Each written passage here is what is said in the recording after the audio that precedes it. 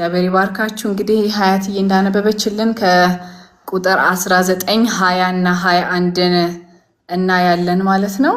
ከዛ በፊት ግን የምዕራፍ 19 ታሪክ ከምዕራፍ 18 የቀጠለ ስለሆነ ትናንትና ያያችሁትን እናንተ አይሆፕ ፓስተር ካሌብ ነበር አይደል ትናንትና ያስተማረው፣ እስከሱ ጋር በደንብ እንዳያችሁት ተስፋ አደርጋለሁ። ግን ዛሬ እኔ ከማነሳው ሐሳብ ጋር ቀጣይነት እንዲኖረው ትንሽ ወደ ምዕራፍ 18 ሄድ ብዬ ነው የምመጣው እና እናንተም ከኔ ጋር መጽሐፍ ቅዱሳችሁን እያያችሁ እንደምትከታተሉኝ ተስፋ አደርጋለሁኝና እንግዲህ ምዕራፍ 18 ከምዕራፍ 1 ከቁጥር 1 እስከ ቁጥር 6 ብቻ ያለችውን ሐሳብ አንስቼ ነው የምናገረው። ስለዚህ ወደ ምዕራፍ 18 ነው ሄድ ያልነው። በዚህ ክፍል ውስጥ እንድናይ የፈለኩት ሐሳብ ተነስና ወደ ሸክላ ሰሪው ቤት ውረድ፣ በዚያ መልእክቴን ሰጥሃለሁ ብሎ እግዚአብሔር ኤርሚያስን ያዘዋልና ከዚህ ቀደም እንግዲህ ኤርሚያስ ለእስራኤላውያን መልእክትን ሲናገር ነው እንጂ ለሱ መልእክት ሲሰጠው አላየንም። አሁን ግን ስፔሲፊክሊ አንተ እዛ ቦታ ሂድና የማስተምርክ የምሰጥህ ሌሰን አለ እዛ ሂድ ብሎ እግዚአብሔር ኤርሚያስን ይናገረዋል ማለት ነው። በግሉ ፐርሰናሊ ሊሰጠው የፈለገው ሌሰን እንዳለ በዚህ ክፍል ላይ አይቻለሁኝና ከዛ በኋላ ኤርሚያስ ይሄዳል ማለት ነው። ከዛ ሸክላ የሚሰራውን ሰውዬ ያየዋል እና ሸክላው ሲሰራ ትናንትና ተምራችሁት እንደሆነ አስባለሁ። ይሄንን ነገር ሸክላው ሲሰራ ሰውየው ይሄ አሁን እኛ ጭቃ እንደምናቦካው ምናምን ሸክላ እየሰራን እንደምንዝናናው ሳይሆን ለዕለት ተዕለት ኑሯቸው የሚያስፈልጋቸውን ነገር በዛ ነበር የሚሰሩት። የሚበሉበት ውሃ የሚይዙበት ነገር በሙሉ ከሸክላ የተሰራ ነገር ነበርና ይሄንን ሲሰራ ያየዋል ሰውየው ማለት ነው። አሁን እግዚአብሔር እንግዲህ ብዙ ጊዜ የእግዚአብሔርን ሕዝብና እሱን በተለያየ አይነት አገላለጽ ይገልጸናል አይደለ? ለምሳሌ አምላክሽ ባልሽ ነው ብሎ እግዚአብሔር እሱንና ሕዝቡ ያለውን ሪሌሽንሺፕ እንዴት አይነት ኢንቲሜት እንደሆነ እግዚአብሔር ይናገራል። ከዛ ደግሞ በምርጫሽ ነው በምርጫሽ ስንከተለው ስንወደው። አሁን እኔ ባለቤቴን ሽጉጥ ደቅኖብኝ አይደለም ወደው መርጫው ነው ፈልጌው ነው ወድጄው ነው የምከተለውና እንደዛ አይነት ኢንቲሜት የሆነ ሪሌሽንሺፕን እግዚአብሔር አምላክሽ ባልሽ ነው እያለ ለህዝቡ ይናገራል። ከዛ ደግሞ የአባትና የልጅ አይነት ሪሌሽንሺፕ ደግሞ እግዚአብሔር ይናገራል ህዝቡንና እሱን ማለት ነው። እንደ አባትና ልጅ ማለት ነው። በቃ ልንፈራው ልናከብረው፣ ከዛ ደግሞ ልንወደው እንደ አባት በእንደዚህ አይነት ሪሌሽንሺፕ። ከዛ እረኛና በግ አድርጎ ደግሞ ይናገራል። እንግዲህ እረኛው እሱ ነው፣ በጉ እኛ ነን ማለት ነው። በዚህኛው ሜታፎር ላይ ስንመጣ ግን እግዚአብሔር ሸክላ ሰሪና ጭቃን ነው የሚያሳየን ማለት ነው። በዚህ ክፍል ላይ ሸክላ ሰሪው እግዚአብሔር ነው፣ ጭቃዎቹ ደግሞ እኛ ነን እና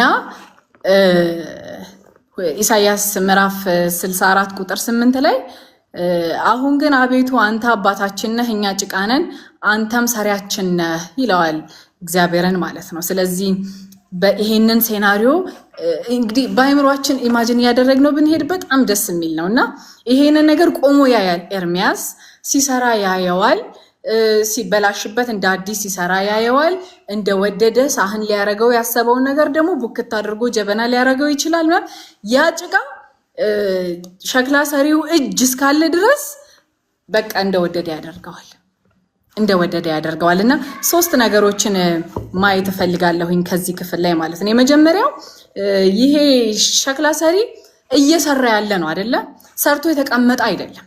እየሰራ ያለ ሸክላ ሰሪ ነው። አሁንም ልክ እሱ ሲያየውም እየሰራ የነበረ ነውና እግዚአብሔር እኛን ሰርቶን ነው ሜክ አድርጎን ነው እግዚአብሔር። በቃ he was making something በቃ የሆነ ነገር ይሰራ እንደነበረ ያ ሸክላ ሰሪ።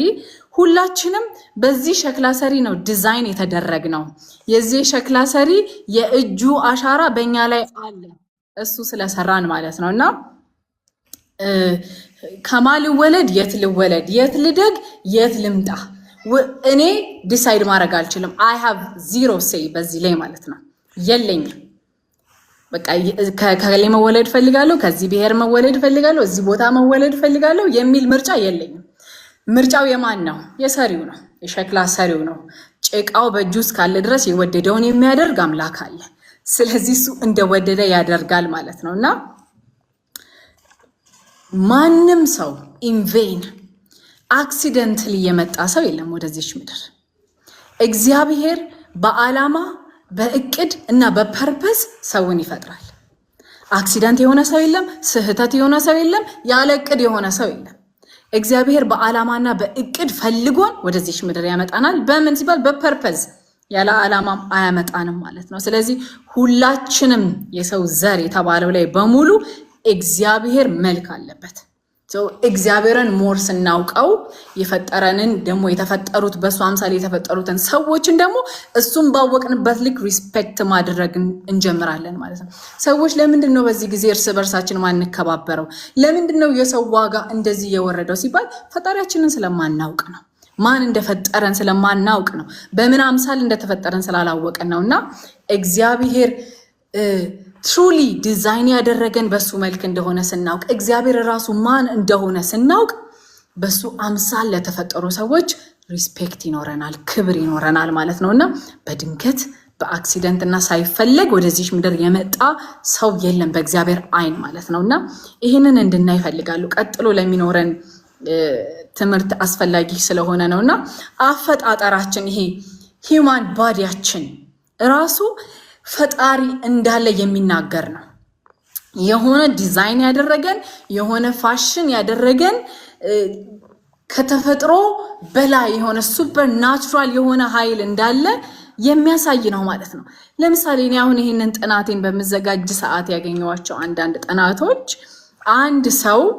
አንድ ሙሉ ሰው ከ37,000 እስከ 70,000 ትሪሊየን ሴሎች አሉት ስንንቀሳቀስ ማለት ነው አለን በቃ። እና 100 ቢሊየን የሚሆኑ ሴሎች አይምሯችን ላይ አሉ በቃ። አጥንቶች አሉን፣ መስሎች አሉን፣ ቢዘረጋ በጣም ረጅም ኪሎ ሜትር የሚሄድ የደም ስሮች አሉን። እና እንደው ይሄ ፕሮፌሰር የሂውማን ቦዲን በጣም ካጠና በኋላ አንድ ያደረኩት ነገር አለ። በቃ ከመዝሙር 39 ምዕራፍ 14 ጋር መስማማት ነው። በቃ ግሩምና ድንቅ ሆኜ ተፈጥሬያለሁ ከሚለው የእግዚአብሔር ቃል ጋር መስማማት ብቻ ሆኗል የኔ ምርጫ አለና ግሩምና ድንቅ ሆነን ተፈጥረናል በእግዚአብሔር አምሳል። እና ደሞር አምላካችንን ስናውቅ ደሞር ራሳችንን ሪስፔክት እናደርጋለን፣ ደግሞ ሌሎችንም ደግሞ ሪስፔክት እናደርጋለን። እና ከዛ ሁለተኛ እጁ ላይ ተበላሸበት ይላል ሲናገር፣ እጁ ላይ ተበላሸበት ይልና ከዛ ከጭቃ ይሰራ የነበረው ሸክላ በእጁ ላይ ተበላሸ ይልና ሸክላ ሰሪው በሚፈልገው ሌላ ቅርጽ መልሶ አበጀው ይላል። እና እግዚአብሔር ስንበላሽ የሚጥለን አምላክ አይደለም፣ ስንበላሽ መልሶ የሚያበጃጀን አምላክ ነው እንጂ ይሄ ተበላሸ ሲል ይሄ ባላንስ ለማድረግ የተቸገረ ማለት ነው። ምዕራፍ 19 ላይ እገባለሁኝ ማለት ነው። ከምዕራፍ 18 ላይ ያየናቸውን 3 ፖይንቶች ብቻ አየት አድርጌ ወደ ምዕራፍ 19 እገባለሁ። የመጀመሪያው ሸክላው ሰሪ በቃኛ ዲዛይን የተደረግነው በሸክላው ሰሪ ነው የሚል ሐሳብን አንስቻለሁኝ። ሁላችንም አክሲደንትሊ በድንገት እና በስህተት ወደዚች ምድር የመጣ ሰው የለም ብለናል።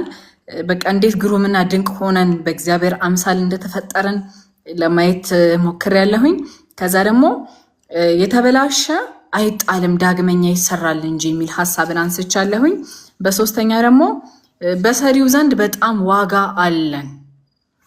ሸክላው በሸክላ ሰሪው ዘንድ በጣም ቫሉየብል ነው፣ በጣም ዋጋ አለው። እና እኛም በእግዚአብሔር ዘንድ በጣም ዋጋ አለን። ሁለተኛ ቆሮንቶስ ኤፌሶን ምዕራፍ 2 ቁጥር 10 ላይ ማለት ነው እግዚአብሔር አስቀድሞ ያዘጋጀልንን መልካም ስራ እንድንሰራ በክርስቶስ ኢየሱስ የተፈጠረን የእግዚአብሔር የእጆቹ ስራዎች ነን ይላልና በቃ ወርክ ኦፍ አርት ይለዋል። በቃ የአርት የሱ ዲዛይን ማሳያዎች ነን እኛና እግዚአብሔር እሱን በጣም ቫልዩ ያደርጋል። እኛም ደግሞ ራሳችንን በዛ ቫልዩ እንድናደርግ የሚል ሐሳብን ነው እያነሳው የነበረው ማለት ነው። እና ቁጥር ምዕራፍ 19 ላይ ስንገባ እንግዲህ እግዚአብሔር አንድ ነገር ይነግረዋል። ምን ይለዋል? መጀመሪያ ላይ እንግዲህ ሄደህ የተባለው ሸክላው ሲሰራ የነበረውን ነው። አሁን ደግሞ ሂድ ያለው የት ነው? እግዚአብሔርም እንዲህ ይላልና ሄደህ ከሸክላ ሰሪ ገንቦን ግዛ ይለዋል። ገንቦን ግዛ ይለዋል። ሄደህ ከሸክላ ሰሪ በመጀመሪያ ሄደህ ገንቦን ግዛ ይለውና ቀደም ሲል እንግዲህ ሲሰራ አይቷል። አሁን ይሄ ገንቦ ከመሰራት አልፎ ደርቆ ጠንክሮ አገልግሎት ላይ ውሏል ማለት ነው። ገንቦ ሆኗል። ጭቃው ገንቦ ሆኗል። አሁን ውሃ መያዣ ነው፣ ጥቅም አለው፣ አገልግሎት ይሰጣል ማለት ነው። ስለዚህ አሁን ሄድና ያንን እሱን በዋጋ ግዛ ይለዋል። ያኛው ዝም ብሎ ሲቦካ የነበረው ሳይሆን አሁን ለአገልግሎት እንዲብል ሆኖ በዋጋ ሄደህ ግዛ ይለዋልና ሄዶ በዋጋ ገዛ። ከዛ በኋላ እንግዲህ ሳይደርቅ በፊት በሸክላው ሰሪው እጅ እያለ ይሄ ገንቦ ሸክላ ሰሪው እንደፈለገ ያደርገው ነበረ። አሁን ግን ከደረቀና ከጠነከረ በኋላ ያለው አማራጭ አገልግሎት መስጠት ብቻ ነው። አገልግሎት ካልሰጠ ከመሰበር ውጪ ሌላ ጥቅም የለውም። በቃ ሸክላ ነዋ፣ ደርቋል፣ ጠንክሯል። አሁን አገልግሎት መስጠት ብቻ ነው ያለበት። አገልግሎት አልሰጥም ካለ በቃ ይሰበራል። ከተሰበረ መልሶ እንደ ብረት ቀጥቅጦ ለሌላ ነገር ማዋል አይቻልም፣ ሪፔር ማድረግ አይቻልም። ስለዚህ ፈራርሶ ይቀራል ማለት ነው። እና አሁን ሄደህ ያንን ገንቦ ግዛ ይለዋል እግዚአብሔር። ከዛ በኋላ ደግሞ በሕዝቡና በካህናቱ መካከል ታላላቅ የሆኑትን ሰዎች ምረጥ ብሎ ደግሞ እግዚአብሔር ይነግረዋል ማለት ነው። እና በእስራኤል ሽማግሌዎች በሁለት ወገን ነው የሚከፈሉት። የመጀመሪያዎቹ ማህበራዊ ጉዳዮችን የሚያስፈጽሙ ሽማግሌዎች ናቸው። እና ይሄ ማህበራዊ ጉዳዮችን የሚያስፈጽሙት ከሕዝቡ መካከል የወጡ ሽማግሌዎች አሉ። ሁለተኞቹ ደግሞ ሃይማኖታዊ ነገሮችን የሚያስፈጽሙ ሽማግሌዎች ናቸው ማለት ነው። እና እነዚህ ሁለት ሽማግሌዎች አሉ። ከህዝቡን ሪፕሬዘንት የሚያደርጉ አሉ። ከዛ ደግሞ ከካህናት ደግሞ ከቤተ ክርስቲያን ሪፕሬዘንት የሚያደርጉ አሉ ማለት ነው። እና እነዚህን ሁለት ሰዎች ምረጥና ከዛ በገልበር መግቢያ አጠገብ ወዳለ ወደ ሄኖም ሸለቆ ውጣ ይለዋል። ሰው ይሄ ሄኖም ሸለቆ ምንድን ነው ይለዋል። የሚለውን ነገር ስና ይሄ ሄኖም ሸለቆ የሚባለው ሄሎም የገል በር ይለዋል። አዲሱ መደበኛ ነው ያስኩትና የገል በር አጠገብ ወዳለ ወደ ሄኖም ሸለቆ ውጣ ይለዋል። እና የገል በር የሚባል አለ። አይገርምም? ኢየሩሳሌም ነህሚያ ምዕራፍ 2 ቁጥር 13 ላይ ወደ ኢየሩሳሌም ከሚያስገቡ በሮች መካከል የገል በር የሚባል አለ። ይሄ የገል በር ለምን የገል በር ተባለ ያላችሁ እንደሆነ በበሩ ትይዩ የተሰባበሩ ሸክላዎች የሚጣልበት ስፍራ ነው። ከኢየሩሳሌም በሙሉ ማለት ነው። ሸክላዎች ሲሰባበሩ እዛ ነው የሚጠራቀሙት። በዚህ ገል በር ላይ ቁም ይለዋል እግዚአብሔር። እንዴት አይነት አምላክ እንደሆነ እኔ በጣም ነው የሚገርመኝ። በቃ እንዴት አድርጎ ሰዎች በሚገባቸው መንገድ ሀሳቡን እንደሚናገር በጣም ነው የሚገርማቸው። ከመልእክት ከአፍ ከሚነገር በላይ ሁኔታዎችን ይጠቀማል። እንግዲህ አስቡት፣ በርን ሲጠቀም ይሄ የቆሻሻን ታንከር እግዚአብሔር ለመናገር ሲጠቀምበት አስቡት። በእውነት በጣም ተደንቄ ነው ይሄንን ስፍራ እያነበብኩ የነበረው። እና በገል በር መግቢያ አጠገብ ወዳለ ወደ ሄኖም ልጅ ሸለቆ ሂድ ይለዋል። እንደነገርኳችሁ ይሄ የገል በር ማለት ከኢየሩሳሌም ዙሪያ በሙሉ የተሰባበሩ ሸክላዎች የሚጣሉበት ስፍራ ነው። እዛ ጋር ቁም ይለዋል። እዛ ጋር ሆነክ መልእክቴን ተናገር ይለዋል። ያ ቦታ ደግሞ ማለት ወደ ሄኖም ሸለቆም ደግሞ የሚወስድ ቦታ ነው። እና ልክ ቁጥር 3 ላይ እንዲህ ይበል ይላል፣ የይሁዳ ነገስታት ለይሁዳ ነገስታትም ለኢየሩሳሌም ለምትኖሩም ብሎ ድምፅን ይናገራል ማለት ነው ኤርሚያስ። ይሄንን ነገር ሲናገር ለገዢዎችም ሆኑ ለተገዢዎች የእግዚአብሔር ቃል ሲመጣ ለህዝብም ነው ለመሪዎችም ነው የሚመጣው። ለነገስታት ይላል እዚህ ጋር ለይሁዳ ነገስታትና በኢየሩሳሌም ለምትኖሩ ሆይ ይላል። ለነገስታትም ለህዝብም የመጣ የእግዚአብሔር ድምፅ ነው ማለት ነው።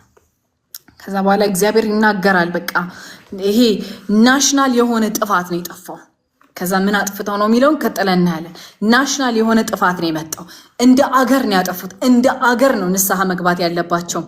የእግዚአብሔርም ደግሞ ተመለሱ ጥሪ ለህዝቡ ብቻ ሳይሆን ለነገስታቱም ጭምር እንደነበረ እንደተማራችሁት አስባለሁኝ። ለነገስታቱም ጭምር እንደሆነ ያያያችሁ ይመስለኛልና ይሄ በአገር ደረጃ ለንስሐ በአገራዊ ደረጃ ንስሐ የሚያስፈልገውን ጥፋት እንዳጠፉ ቀጥለን እናያለን ማለት ነው። ከዛ ከቁጥር 4 እስከ 6 ያለውን ክፍል ስናይ ምን አርገው ነው እንደዚህ አይነት ፍርድ የመጣባቸው? ምን አርገው ነው እግዚአብሔር ያዘነባቸው? ምን አርገው ምንድነው ተናገር ያለውን ስናይ ምዕራፍ ቁጥር 4 ላይ እንደዚህ ይላል። እኔን ትተውኝ ይህንን ስፍራ የባዕድ አማልክት ቦታ አድርገውታልና እነርሱም አባቶቻቸው የይሁዳ ነገስታት ለማያውቋቸው አማልክት ሰርተዋልና ብሎ እግዚአብሔር በሱ ላይ ሌሎች ጣዖቶችን የእስራኤል ህዝብ ማምለክ እንደጀመረ ይናገራል ማለት ነው። ምክንያቱ ፍርዱ በምን መጣባቸው? አሁን ኢሳያስ ምንድነው ለህዝቡ እየተናገረ ያለው? በምን ምክንያት ነው እግዚአብሔር ሂድና እነዚህን ሰዎች ተናገር ያለው ስንል የሚለውን ስንል ምክንያቱ የእስራኤል ህዝብ ሌሎች አማልክትን ማምለክ ጀምረው ነው። የመጀመሪያው ባል የሚባለን አምላክ የነሱ ያልሆነ አምላክን ያመልካሉ። ከዛ ሞሎክ፣ አሼራ፣ ኬሞሽ የሚባሉ እነዚህን የከነዓናውያንን አምላክ አብረው ሲያመልኩ እግዚአብሔር በዚህ ተቆጣ ማለት ነው። እና ሁለተኛ ነገስት ምዕራፍ 23 ቁጥር 4 ላይ እንዲሁም ሁለተኛ ነገስት ምዕራፍ 23 ቁጥር 10 ላይ ይሄንን ክፍል ይናገራል ማለት ነው። እና ይሄ ሄኖም ሸለቆ ሄደክ በሄኖም ሸለቆ ወደ ሄኖም ሸለቆ ውጣ የተባለው ኤርሚያስ ይሄ ሄኖም ሸለቆ ላይ ምንድነው የሚከናወን? አንድ የሚከናወን እግዚአብሔር የጠላው ነገር አለ። ምንድነው የሚለውን ስናይ ይሄ እዚህ ሸለቆ ላይ ሞሎክ የሚባል ጣዖት ይመለካል። ይሄ ጣዖት ከአንገት በላይ ምንድነው የሚባለው በሬ የሚመስል ግን ከአንገቱ በታች የሰው አይነት ስትራክቸር የነበረው አይነት ጣዖት ነው። እና እስራኤላውያን በብረት ቀጥቅጠው ምስልን አቁመውለት ለሱ ጣዖት ይሰግዱ ነበርና ይሄ ጣዖት እጆቹን እንደዚህ የዘረጋ ጣዖት ነው። እንደነገርኳችሁ ከብረት ነው የተሰራው። ከዛ በኋላ ውስጡን ያነዱታል። ሲያነዱት ብረቱ እንዳለ ቀይ ይሆናል ማለት ነው። ቀይ ይሆናል። እንደነገርኳችሁ እጁን እንደዚህ የዘረጋ ነው ይሄ ሞሎክ የሚባል ጣዖት። ሰው ምን ያደርጋሉ? በጣም በሚዘገንን ሁኔታ ህፃናት ልጆችን እጁ ላይ ያስቀምጡለት ነበር እና በዛ እሳት ያቃጥሉት ነበረ። ህፃናቶችን እንደዛ አድርገው ያመልኩ ነበርና ጩኸታቸው እንዳይሰማ በጣም በከባዱ ከበሮን እየተመታ ለዚህ ጣዖት ልጆች ይሰዉ ነበረ እና እግዚአብሔር በዚህ ደስተኛ አልነበረ። በጣም አዘነ። በቃ በዚህ ማለት ነው ወዳጆቼ። አሁን ላይ እንደ ሞሎክ የሆነ ከላይ የከብት ከታች የሰውና እጁን የዘረጋ በሳት የተቃጠለ ያለን ጣዖት አይደለም ያለው። ግን የህፃናትን ደም የሚጠጣ ክፉ ግን አለ። መንፈሱ ግን አለ በዚህ ዘመን። የሚገርማችሁ አሁን ላይ የተወለዱ ሳይሆኑ ያልተወለዱ ህፃናትን አቦርሽን በሚባል ለጊዜው መፍትሄ በሚመስል አይነት ነገር የህፃናቶችን ደም የሚጠጣ የሞሎክና የባል መንፈስ ግን ይሰራል ስቲል ማለት ነው። እግዚአብሔር ይገስጸው። የንጹሃንን ደም የህፃናትን ደም የሚጠጣ ክፉ በኢየሱስ ክርስቶስም እግዚአብሔር ይገስጸው። ጠበቃ የሌላቸው ተከራካሪ የሌላቸው ህፃናትን ያልተወለዱ በውርጃ በአቦርሽን ደም የሚጠጣ ክፉ በኢየሱስ ክርስቶስ ስም የተቀጣ ይሁን። በእውነት እንደ ክርስቲያን ይሄ ሊያስቆጣን የሚገባ መንፈስ ነው ወዳጆቼ። እኔ በጣም ልቤ ይቃጠላል በዚህ። በጣም እግዚአብሔር ይገስጸው ይሄንን መንፈስ። በቃ በእውነት በጣም አጥብቀን እንደ አገር ልንጸልይ፣ እንደ አገር ንስሐ ልንገባ የሚያስፈልገን ነገር ነው። ከዚህ በኋላ የመጣው ዲስትራክሽን በሙሉ በዚህ ምክንያት ነው። ይገርማችሁ እና ይሄ እነዚህ ጣዖቶች መስዋዕት እንዲደረግላቸው የሚፈልጉት ህፃናት ልጆችን ነው።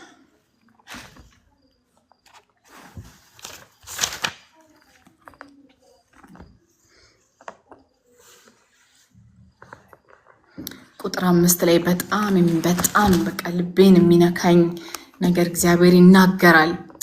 እግዚአብሔር በእውነት እኔ ያላዘዝኳቸውን እኔ ያልተናገርኳቸውን ይላል። ፈጽሞ በልቤ ያላሰብኩትን እንዴት ልጅ መስዋዕት ይደረጋል? እግዚአብሔር ይሄንን አይወድም። እግዚአብሔር ይሄንን አይፈልግም። አላዘዘንም አድርጉ አላለ። እግዚአብሔር አሁንም ቢሆን በከንቱ የሚጠፉ የህፃናት ደም በዚህ እግዚአብሔር ያዝናል። ወዳጆች በዚህ እኔ አላዘዝኩም ማለት እኔ ያላዘዝኳችሁን ያልተናገርኳችሁን እኔ ፈጽሞ ያላሰብኩትን አላሰብኩም፣ በልቤም የለም ማለት በልቤ የሌለውን ወንዶች ልጆቻቸውን በእሳት ሊሰው ለበዓል መስገጃ ኮረብታ ሰርተዋል ብሎ እግዚአብሔር አዝኖ ይናገራል ብል ውሸት አይሆንብኝም። በዚህ ክፍል ላይ እግዚአብሔር አላሰበውም፣ እግዚአብሔር አላዘዘንም፣ እግዚአብሔር አድርጉ አላለም። ይህ ክፉ ነው፣ ይህ የክፉ ስራ ነው አላለም እግዚአብሔር። መጽሐፍ ቅዱስ ላይ ብዙ ሰዎች ያነሱታል። እንዴ እግዚአብሔር ራሱ አብርሃምን ልጅህን ሰዋልኝ ብሎታ አይደል እንዴ? እግዚአብሔር ራሱ ልጅ እንዲሰዋለት ይፈልጋል ብለው አንዳንድ ሰዎች እንደ መከራከሪያ ይሄንን ነጥብ ያነሱታል። እግዚአብሔር ግን አላለም። ልጅህን ሰዋልኝ አለ። ግን ሊሰዋ ሲል ተው ብሎ እግዚአብሔር አስቆሞታል። የአብርሃምን መታዘዝ ለማየት ነው። አዎ ለማየት ነው። ከዛ በኋላ ግን የመስዋዕቱን በግ አዘጋጅቶ እግዚአብሔር እኔ ሌሎች አማልክቶች ልጆቻችሁን ሰው እንደሚሏችሁ እኔ እንደዛ አይነት አምላክ አይደለሁም፣ ልጅህን እንድትሰዋልኝ አልፈልግም፣ የመስዋዕቱ በግ ይሄው ተዘጋጅቶልሃል ብሎ አስቆሞታል። እግዚአብሔር አይፈልግም። እግዚአብሔር ወይ ምህረት አድርግልን፣ እግዚአብሔር ወይ ማረን። ጌታ ሆይ በጌታ በኢየሱስ ክርስቶስ ስም እግዚአብሔር ሆይ ምህረት አድርግልን። እግዚአብሔር ሆይ አንተ ያላዘዝከውን አንተ ያላስተማርከውን እግዚአብሔር ሆይ በኢየሱስ ክርስቶስ ስም ይቅር በለን፣ ምህረት አድርግልን። እግዚአብሔር ሆይ ማረን። ጌታ ሆይ በእውነት በእግዚአብሔር ዘንድ የለም፣ እግዚአብሔር አላሰበም፣ በእኔ ልብ የለም፣ በእኔ ሀሳብ የለም እያለ ወንዶች ልጆችን መስዋዕት አድርጉልኝ፣ ሴቶች ልጆችን በሚቃጠል መስዋዕት ላይ አድርጋችሁ ለእኔ አቅርቡልኝ። እግዚአብሔር አይልም እንደዛ። የአብርሃምን መታዘዝ ለማየት እንደዛ ብሏል። በርግጥ ግን ልጁን ሊሰዋለት እኮ ነበረ። አብርሃም መልሶ እንደሚያስነሳለት ስለሚያውቅ አስቡ ነበር ሊያደርግል። እግዚአብሔር ቢሰዋለት ራሱ ሊያስነሳው ይችላል። ግን ለእግዚአብሔር ልጅ ተሰዋለት የሚባለውን ነገር ግን አይፈልግም እግዚአብሔር ልጅ የሚሰዋለት አምላክ አይደለም ወዳጆች። ስለዚህ በንጹሃን ደም እግዚአብሔር ያዝናል። 7 ነገር እንጠላለሁ ብሎ የተናገረበትን ክፍል ታስታውሳላችሁ አይደለ? የመጀመሪያ የምትዋሽ ምላስን ይላል። ከዛ በኋላ በባልንጀሮች መካከል ጠብን የምታስነሳ ይላል። ከዛ በኋላ ግን የንጹሃን ደም ሲፈስ ይላል። እግዚአብሔር በዚህ ያዝናል ወገኖቼ። እግዚአብሔር በእውነት በቃ እኔ ሁሌ እላለሁኝ በቃ ስለ አይዶን ነው ማለት ብዙዎቻችን በዚህ ነገር ውስጥ ልናልፍ ይሆናል አላውቅም። በቃ ትክክል መስሎን ምርጫ መስሎን በእንደዚህ አይነት ነገር ውስጥ በዚህ አይነት ኤክስፒሪየንስ ውስጥ አልፈን ሊሆን ይችላል። እግዚአብሔር ግን ምህረት ያደርጋል። እግዚአብሔር ይምረናል። እንደ ክርስቲያን ደግሞ እንጸልያለን፣ ማረን እንላለን፣ ጌታ ሆይ እንላለን። እንደ አገር ንስሐ እንገባለን። ኢትዮጵያ ውስጥ ምን ያህል ህፃናቶች ምን ያህል ሰው ውርጃን እንደሚያስወርድ እንደው ያለውን ጥናት ብነግራችሁ በጣም ልባችሁ ያዝናል። ከሚወለደው አይተናነስም፣ እንዲያውም ይበልጣል። እግዚአብሔር ምህረት ያደርግልን። እግዚአብሔር ምህረት ያደርግልን። ከዚህ ቀጥሎ ያሉት ዲስትራክሽኖች በሙሉ በምን መጣላችሁ እንደሆነ በዚህ ነው የመጣው። ከቁጥር 7 እስከ ቁጥር 9 ያለው እግዚአብሔር ይናገራል። እግዚአብሔር ይናገራል። በይሁዳ ላይ ሊመጣ ያለውን ፍርድ ይናገራል። ከዚህ የተነሳ በይሁዳ ላይ ሊመጣ ያለውን ፍርድ ይናገራልና አስቀድሞ ይናገራል። ከቁጥር 7 እስከ ቁጥር 9 ድረስ ማለት ነው። በዚህ ስፍራ ይላል ከቁጥር 5 ጀምር ያለውን አነባለሁ። እኔ ያላዘዝኳችሁን ያልተናገርኳችሁን ፈጽሞ ያላሰብኩትን ወንዶች ልጆቻችሁን በእሳት ሊሰውለት ለበዓል መስገጃ ኮረብታን ሰርተዋል። ስለዚህ ሰዎች ይህንን ስፍራ የእርድ ሸለቆ እንጂ ከእንግዲህ ቶፌል ወይንም የሄኖን ሸለቆ ብለው የማይጠሩበት ዘመን ይመጣል ብሎ እግዚአብሔር ይናገራል። ወዳጆች ይሄ የሄኖም ሸለቆ ወይንም ቶፌል የሚባለው ቦታ ስቲል እስራኤል ሀገር አለ የሚል ጥናትን አየሁኝ ቅድም ሳነብና አለና ታሪካቸውን አይረሱትም፣ ወደኋላ አይረሳም ወደኋላ እና ስቲል ግን ያ ቦታ የልጆች ሸለቆ ተብሎ እስካሁን ድረስ እስራኤል ውስጥ ይጠራል፣ ቶፌል የሚባለው ወይንም የሄኖን ሸለቆ። ምክንያቱም በጣም ብዙ በመቶ ሺህ የሚቆጠሩ ህፃናት በዛ ላይ ለሞሎክ መስዋዕት ተደርገዋል። ስቲል ያ ቦታ የልጆች ሸለቆ ተብሎ ይጠራል። ታሪክን የተደረገ ነገር ታሪክ ይህ ስፍራ ለእግዚአብሔር ሰዎች ይህን ስፍራ የእርድ ሸለቆ እንጂ ከእንግዲህ ቶፌል ወይንም የሄኖን ሸለቆ ብለው የማይጠሩበት ዘመን ይመጣል ይላል እግዚአብሔር። በዚህ ስፍራ በይሁዳና በኢየሩሳሌም የኢየሩሳሌም እቅድ አፈሳለሁ ይልና በጠላቶቻቸው ፊት ህይወታቸውን በሚሹ እጅ በሰይፍ እንዲወድቁ አደርጋለሁ። ሬሳቸው በሰማይ ወፎችና ለምድር አራዊቶች ምግብ አድርጌ እሰጣቸዋለሁ። ይህችን ከተማ ድምጥማጧን አጠፋለሁ፣ ለመሳለቂያም አደርጋታለሁ። በዚህ የሚያልፍ ሁሉ ከደረሰባት ጉዳት የተነሳ ወይ ጉድ ያሾፋሉ ብሎ እግዚአብሔር ቀጥሎ ሊመጣ ያለውን ፍርድ ይናገራል። ወዳጆቼ እግዚአብሔር ፍርድን ከመፈጸሙ በፊት ሲናገር አናውንስ ሲደረግ ፍርዱ ሳይፈጸም ግን አናውንስ ሲደረግ ለህዝብ የንስሐ ጥሪ ማለት ነው። የንስሐ ጥሪ ነው።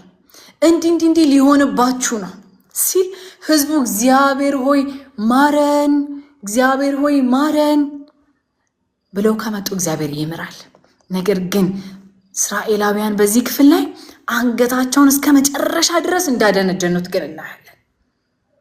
እስከ መጨረሻው ድረስ ምህረት አድርግልን እግዚአብሔር ሆይ ማረን አላሉት።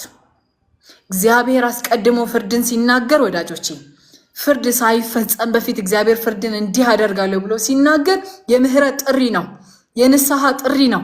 እግዚአብሔር ሆይ ማረን ብንለው በምህረቱ ባለጠጋ ነው። ሊምረን የወደደ አምላክ ነው። ወዮ ልንጠፋ ነው፣ እግዚአብሔር ሆይ ምህረት አድርግልን እግዚአብሔር ሆይ ብለን ብንመጣ እግዚአብሔር ይምረናል።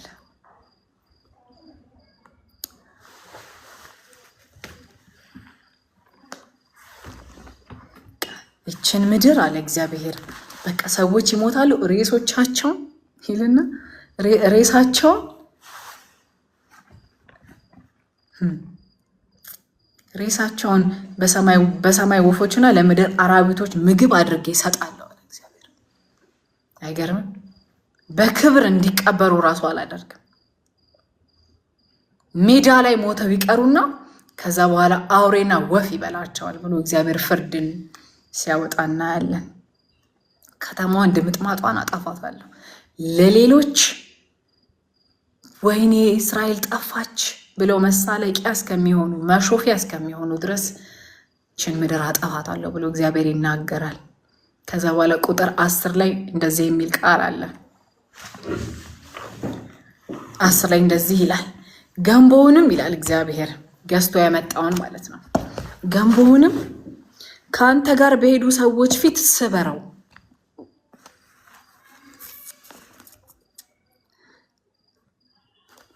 ገንቦንም ካንተ ጋር በሄዱ ሰዎች ፊት ትሰብራለህ። እንዲህም ትላቸዋለህ፣ የሰራዊት ጌታ እግዚአብሔር እንዲህ ይላል፣ የሸክላ ሰሪው ገንቦ እንደተሰበረና ሊጠገን እንደማይችል ይህ ሕዝብ ይችን ከተማ እንዲሁ እሰብራለሁ። የቀብር ቦታ ከማጣቱ የተነሳ ሙታን በቶፌል ይቀበራል። ሕፃናት ልጆቻቸውን መስዋዕት ባረጉበት በዚያው ቦታ ይቀበራሉ፣ መቀበሪያ ቦታ እስከሚያጡ ድረስ ብሎ እግዚአብሔር ፍርድን በእነሱ መካከል ሲያወጣ እናያለን።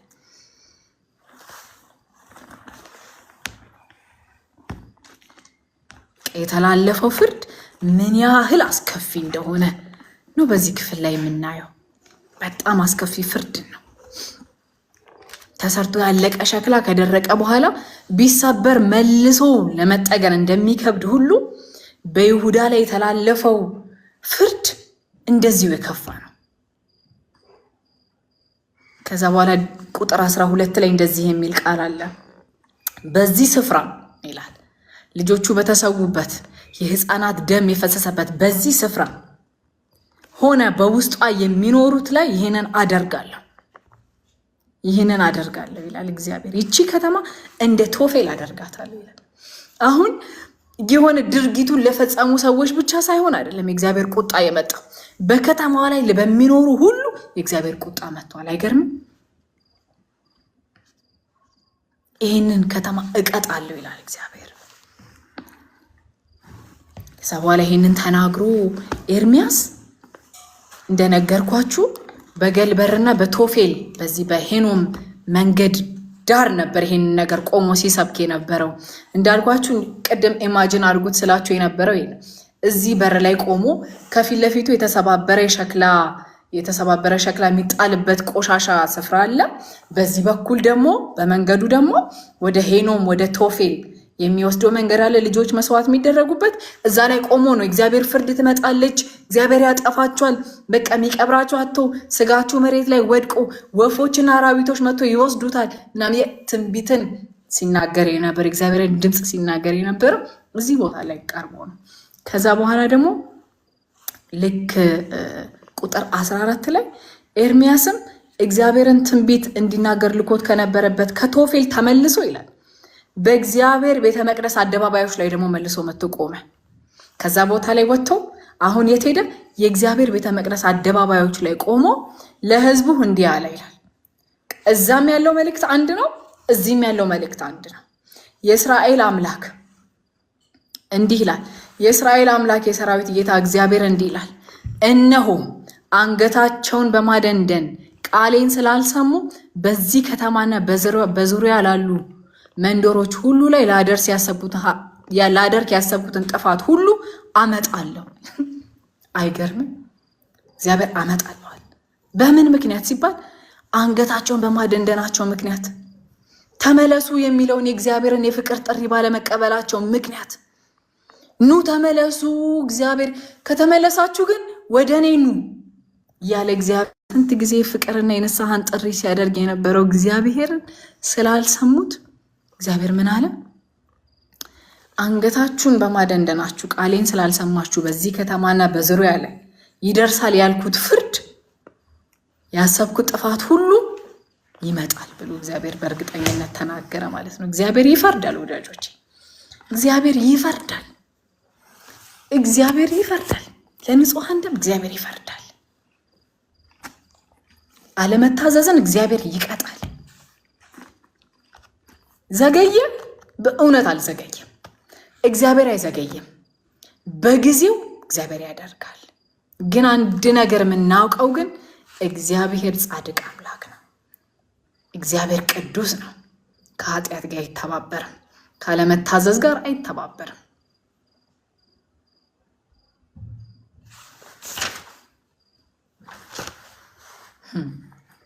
ማንም ሰው ወዳጆች፣ ማንም ሰው በኃጢአት ተተብትቦ ለመቅረቱ በመጀመሪያ የልብ ጉዳይ ነው አይደለም? እግዚአብሔር ኮሬክት ሲያደርገን፣ የእግዚአብሔርን ቃል ላለመስማት በወደድን ቁጥር፣ ለእግዚአብሔር ቃል ላለመታዘዝ በወደድን ቁጥር፣ የእግዚአብሔርን ምሪት ለመስማት ባልወደድን ቁጥር፣ ባልፈለግን ቁጥር ትራፕ ውስጥ እንገባለን። መውጫው እስከሚጠፋብን ድረስ ትራፕ ውስጥ እንገባለን። እግዚአብሔርን ቃል ባለመስማታችን፣ ለእግዚአብሔር ባለመታዘዛችን ማለት ነው። ተጠላልፈን ነው የምንወድቀው።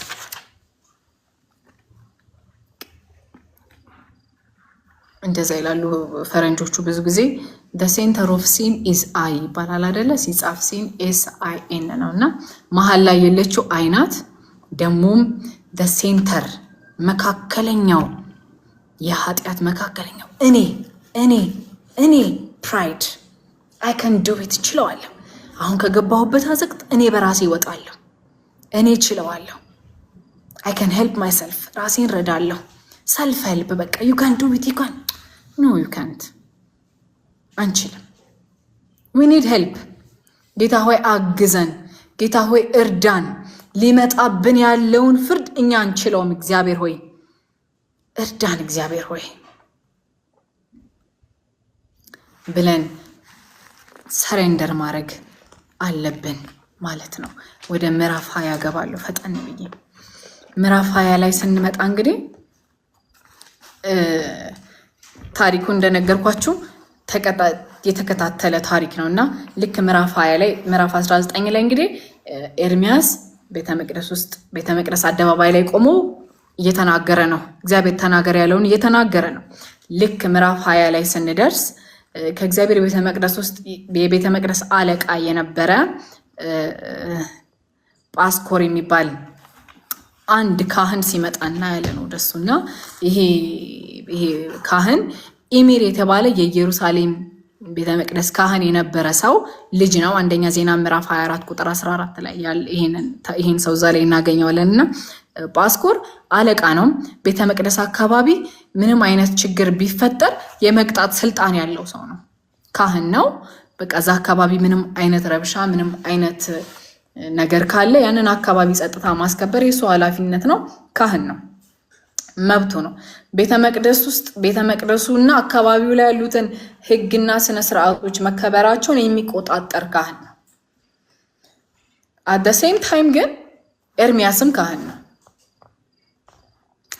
ኤርሚያስ ቤተ መቅደስ ገብቶ የእግዚአብሔርን ድምፅ እየተናገረ ነው።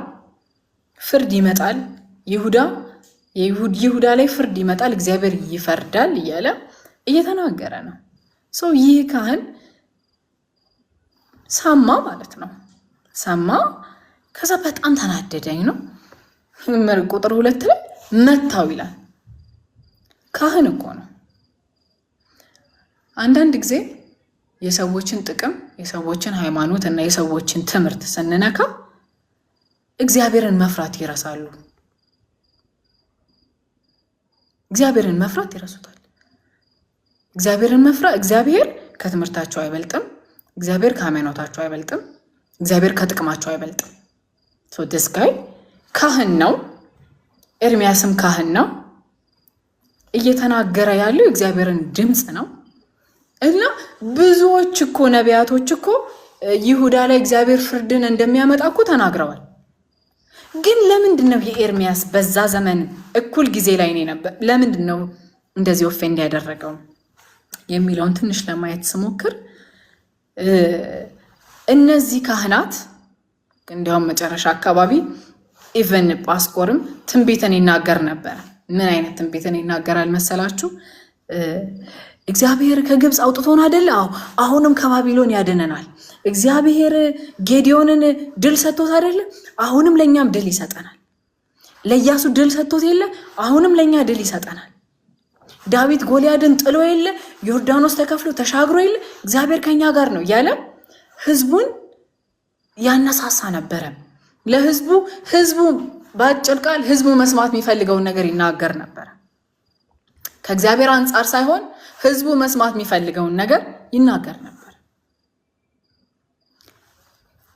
ኤርሚያስ ደግሞ ሲመጣ እግዚአብሔር አያድነንም፣ አሳልፎ ይሰጠናል እያለ ይሄንን እግዚአብሔር የተናገረውን ነገር ሲናገር እነሱ ከሚያስተምሩት ትምህርት ጋር እነሱ ከሚናገሩት ንግግር ጋር ክላሽ ያደርጋል።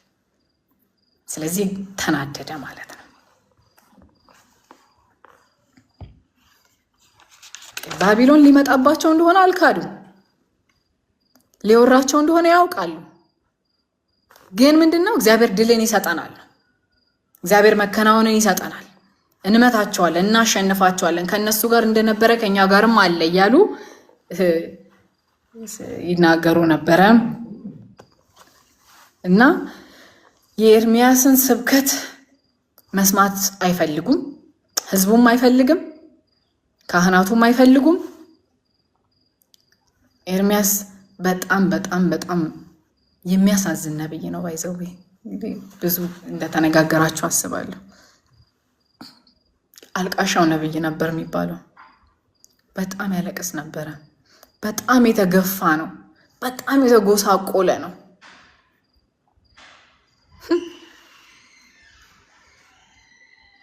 እና ቁጥር 2 ላይ እንደዚህ ይላል፣ በእግዚአብሔር ቤተ መቅደስ ውስጥ ቆሞ ኤርሚያስን መታው ይላል። ይህ መታው የሚለው ቃል በኦሪጂናል ትርጉሙ ሄጄ በእንግሊሽ ባይብል ለማየት ስሞክር በሙሴ ሕግን የተላለፉ ሰዎች 39 ጊዜ ይገረፋሉ አይደለ? እንደዛ አይነት መገረፍ ነው የተገረፈው። እንደዛ አይነት ምት ነው የተመታው። ከዛ በኋላ ከተመታ በኋላ ደግሞ በእንትን ይሄ ምንድነው? ይሄኛው ምን እንደሚለው በእግር ግንድ እንዴት ነው? አንገቱ የሆነ እንጨት ውስጥ ይገባል፣ ይዘጋበታል። እጁ እንደዚህ የሆነ ብረት ውስጥ እንጨት ውስጥ ይገባል። ከዛ እግሮቹም እንደዛ ተደርጎ ታሰረበት ማለት ነው። እና ኢትስ ቬሪ ቶርቸር፣ በጣም ነው ፔንፉል ነው፣ ያማል። በቃ ማይመች አይነት ሁኔታ ውስጥ አርገው ነው ያሰሩት እና እንደዛ አድርገው አሰሩት። ከዛ በኋላ ወደ ብንያም ፐብሊክሊ ፊት ለፊት ሰዎች የሚያዩ ቦታ እንደዛ አይነት ሁኔታ ላይ አድርገው አስቀመጡት ማለት ነው። እና ሰዎች ሲሄዱ ሲያልፉ ሲመጡ ያዩትና ይሳለቁበት ይሰድቡትም ነበረ ኤርሚያስን ማለት ነው። በዚህ ሁኔታ ውስጥ ሆኖ ለአንድ ቀን ታሰረ ማለት ነው። በበነጋታው ሲያስወጣው ጳስኮር ከህመሙ ከፔኑ ከእስሩ የተነሳ መልእክቱን አልቀየረም ኤርሚያስ። እንዲያው ለዚህ ሰው ስም አውጥቶለት ነው የመጣው። ስሙ ይሄ ጳስኮር የሚለው ስም ፍሪደም፣ ፒስፉልነስ ምናምን አይነት ትርጉም ያለው ስም ነው እና ምን ይለዋል? በማግስቱም ልክ እንደወጣ በመጀመሪያ በቃ ስለፈታችሁኝ አመሰግናለሁ ምናምንም አይደለም ያለው። በማግስቱ ጳስኮር ኤርሚያስን ከተጠነቀረበት ግንድ አወጣው። ኤርሚያስም እንዲህ አለው፣ እግዚአብሔር ከእንግዲህ ወዲህ ማጎር ሚሳቢብ ብሎ ይጠራሃል እንጂ ጳስኮር ብሎ አይጠራህም ይለዋል። ይሄ ማጎር ሚሳቢብ ማለት ምን ማለት ነው? ትርጉሙ ፍርሃት ከየአቅጣጫው የሚል አይነት ትርጉም ነው ያለው። ድንጋጤ፣ ፍርሃት፣ ሽብር ከየአቅጣጫው የሚል አይነት እና ስሙ በይሁዳ ላይ ሊመጣ ያለው ዲዛስተር የሚያመለክት ነው። በይሁዳ ላይ ሊመጣ ያለውን ፍርድ፣ ሽብር የሚያመለክት ስም ነው እና ልክ ቁጥር 6 ላይ ደግሞ እንደዚህ ይላል። ቁጥር 6 ላይ አንተም ይልና በቤትህ የሚኖሩ ሁሉ በባቢሎን ትጋዛላችሁ። አንተ በሐሰት ትንቢትን ተንብየህላችኋልና ባልንጀሮችህም በዚያ ትሞታላችሁ፣ በዚያም ትቀበራላችሁ ብሎ ለራሱ ትንቢትን ይነግረዋል ማለት ነው። እና ይሄ ሰው ካህን ሆኖ ሳለ ነብይ ነኝ ብሎ በሐሰት ትንቢትን ሲተነብይ በዚህ ክፍል ላይ እናያለን። ካህን እኮ ነው፣ ነብይ አይደለም። ግን የሐሰት ትንቢትን በዚህ ክፍል ላይ እናያለን። በዚህም ደግሞ እግዚአብሔር ፍርድን እንደሚሰጠው ከዛ ይናገራል። በቃ አንተም ትጋዛለህ፣ አንተና ባልንጀሮች በዚያ ትቀበራላችሁ ብሎ እግዚአብሔር ይነግረዋል ማለት ነው። ከዛ ከቁጥር 7 እስከ 18 ድረስ ያለው ደግሞ የኤርሚያስን ማጉረምረም ደግሞ እናያለን ማለት ነው። ይሄ ሰው በጣም ጄኒውን ነው። በጣም ጄኒውን ነው። በትክክል በእግዚአብሔር ፊት የተሰማውን የሚናገር ማለት ነው። ምን አለ? እግዚአብሔር ሆይ አታለልከኝ፣ እኔም ተታለልኩኝ። አንተ እጅግ በረታህ፣ እኔም ተሸነፍኩኝ። ቀኑን ሙሉ ማላገጫ ሆንኩኝ፣ ሁሉም ተዘባበቱብኝ። በተናገርኩ ቁጥር እጮሃለሁ፣ ሁከትና ጥፋት ብዬ አውጃለሁ። ስለዚህም የእግዚአብሔር ቃል ቀኑን ሙሉ ስድብና ነቀፋ አስከተለብኝ ብሎ ለእግዚአብሔር ይነግረዋል። ግን መጀመሪያ ግን እግዚአብሔር ሲጠራው ፕሮቴክት አደርግሃለሁ ብሎታል። እሱን ነው አታለልከኝ የሚለው ምዕራፍ 1 ላይ ማለት ነው። ኤርሚያስ ምዕራፍ 1 ላይ ከማህፀን ጀምሮ አውቃለሁ ብሎ እግዚአብሔር ሲጠራው እጠብቅሃለሁ ብሎታል። የታለ የጠበቅከኝ ነው?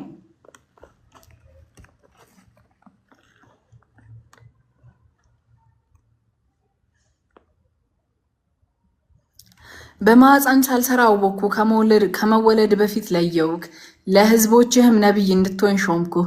እኔም ጌታ እግዚአብሔር ሆይ ይህንን እንዴት እንድናገር አላቅም፣ ገና ሕፃን ነኝ አልኩት። ነገር ግን እግዚአብሔር እንደዚህ አለኝ፣ ገና ሕፃን ልጅ ነኝ አትበል፣ ወደምልክህ ሁሉ ሄደህ ያዘዝኩህን ሁሉ ተናገር። እኔ አድንህ ዘንድ ካንተ ጋር ነኝና አትፍራ ይላል እግዚአብሔር። ይሄ ነበር የተጠራበት መጠራት። ግን የተጠራበት ይሄ ነው። እሱ ደግሞ እግዚአብሔር አድንሃለሁ ብሎታል።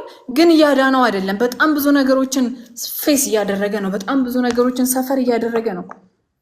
ማላገጫ ሆንኩኝ፣ ሁሉም ተዘባበቱብኝ፣ እኔ ሁከት ብዬ ጮሃለሁ ይልና የእግዚአብሔርን ቃል ቀኑን በሙሉ ስድብና ነቀፌታን አስከተለብኝ። በጣም ብዙ መከራን ያየ ነብይን ያልኳቸው በዚህ ምክንያት ነው። በቃ እንዴት ነው?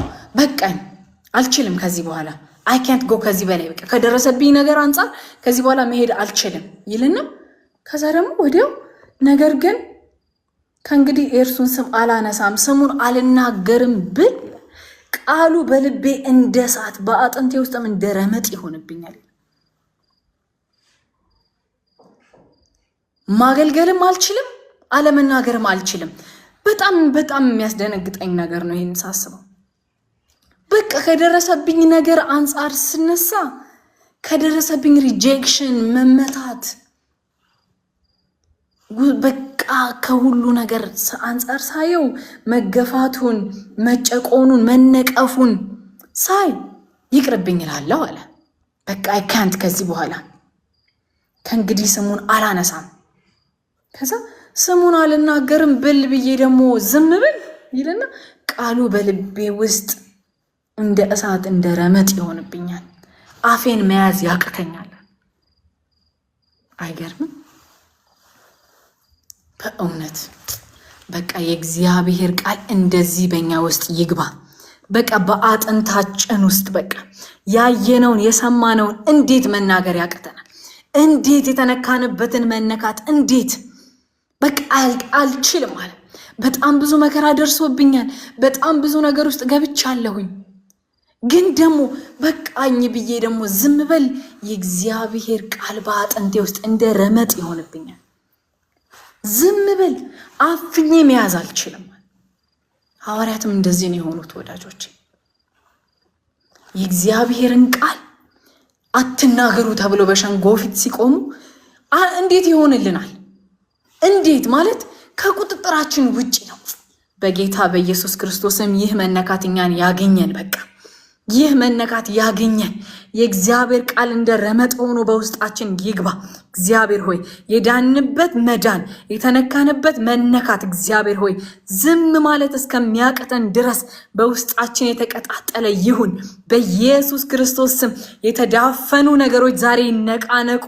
በኢየሱስ ስም የዳንን ሰሞን የነበረን መነቃቃት ጌታ ሆይ በኢየሱስ ክርስቶስ ስም ዛሬ ይራገፍልን፣ ከእያንዳንዳችን ላይ ይነቃነቅልን። እግዚአብሔር ሆይ ቃልህ እንደ ረመጥ ሆኖ በእኛ ውስጥ ይግባ። መናገር እስከማንችል ድረስ እግዚአብሔር ሆይ ዝም ማለት እስከሚያቅተን ድረስ ያየነውን የሰማነውን እግዚአብሔር ሆይ ኤክስፒሪየንስ ያደረግንህን አንተን በቃ ይህ ቃል በእኛ ላይ ይምጣብን። እግዚአብሔር ሆይ እኔ በእውነት እጸልያለሁ፣ በእውነት ይህንን ዛሬ እጸልያለሁ። እግዚአብሔር ሆይ የተነካንበትን መነካት እግዚአብሔር ሆይ በቃ በአንድም በሌላም በኑሮ በምን በምቾት በጉስቁልና እግዚአብሔር ሆይ ከኛ ላይ ሄዶ እንደሆን ጌታ ሆይ በኢየሱስ ክርስቶስ ስም ዛሬ እንደ አዲስ ፋየር አፕ እንድታረገን እንደ አዲስ እንድታቀጣጥለን በኢየሱስ ክርስቶስ ስም እኔ ጸልያለሁ። እግዚአብሔር ሆይ ለኩሰን አቀጣጥለን። እግዚአብሔር ሆይ እሳትህ ትምጣ ዛሬ በኢየሱስ ስም በእኛ መካከል እሳትህ ትምጣ። እግዚአብሔር ሆይ የሚያነቃቃ እግዚአብሔር ሆይ ዝም ማለት እንዳንችል የሚያደርግ ይህ መንፈስ በእኛ ይምጣ ዛሬ። እግዚአብሔር ሆይ ዝም ልል ብዬ ነበር እኮ እግዚአብሔር ሆይ ግን ቃልህ በውስጤ እንደረመጥ ሆኖ አልቻልኩም የምንልበት መንፈስ ይሁንልን። እግዚአብሔር ሆይ ዛሬ ይህንን እለምናለሁ። እኔ ጌታ ሆይ በኢየሱስ ክርስቶስ ስም ይሁንብን። በእውነት ይህ ይሁንብን። በቃ አንብበን ብቻ ተምረን ብቻ የምንሄድበት ሳይሆን በቃ መንፈሱን ተካፍለን ይህ ፍቅርህ እግዚአብሔር ሆይ በቃ ፍቅርህ በሰውነታችን ውስጥ ሲሄድ ይሰማል። የእግዚአብሔር ቃል እንደዚህ ረመጥ ሆኖ በውስጣችን አፍነን መያዝ እስከሚያቅተን ድረስ ሆኖ በውስጣችን ላይ ይመላለስልን። እግዚአብሔር ይርዳን። በቃ ጨርሶ መቋቋም አልቻልኩም አለ ኤርሚያስ። ከቁጥጥሬ ውጪ ነው አለ።